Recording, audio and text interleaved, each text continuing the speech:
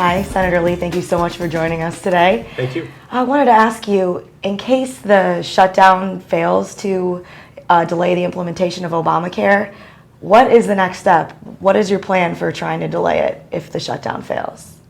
Well, if Washington funds the implementation and enforcement of Obamacare, then we'll move forward and we'll see the exchanges kick in, we'll see the exchange subsidies and expanded Medicaid kick in along with the rest of this harmful law. We'll have to focus at that point on getting support to eventually repeal it. We'll have to focus at that point on getting people in the 2014 election cycle throughout the country to recognize how harmful this law is.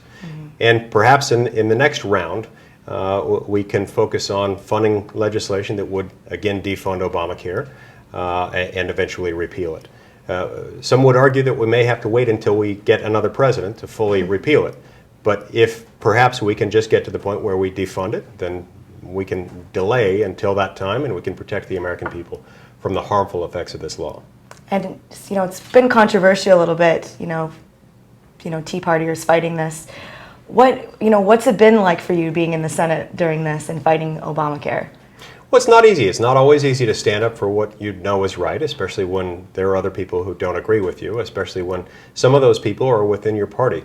But that's what it feels like sometimes to resist the Washington, D.C. establishment. It's not always easy to stand by your conservative principles. I nonetheless remember why I came here. I didn't come here to be popular in Washington. I didn't come here to be praised by the media. I came here to try to change Washington, to try to restore constitutionally limited government. Now, the Speaker of the House, John Boehner, how do you think he's been handling the shutdown?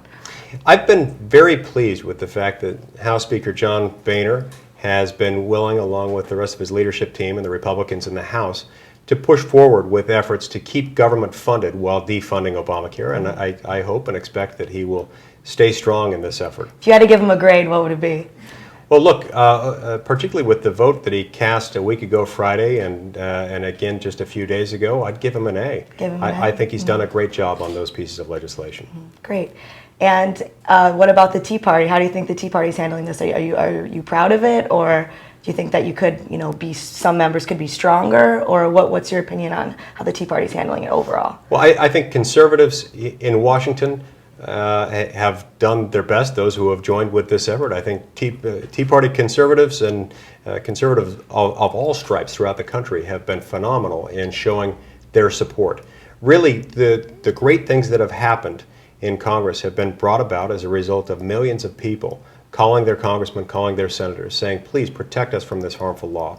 Saying, please, how many more people will have to lose their jobs or have their health care benefits slashed, or lose access to their health insurance plan, or have their wages cut or their hours cut before Congress acts to protect them. This is what happens when the American people join together and resist the expansion of Washington. So did you give the Tea Party an A too? Absolutely. It's hard to define what the Tea Party is. The Tea Party, of course, isn't a political party. There's no single organization called the Tea Party, and so I loosely refer to what some people describe as the Tea Party as just America. Conservative America in particular, those who are willing no longer to stand silent as their government continues to expand at their expense. Great. All right. Thank you very much for joining us today. Thank you. Thank you.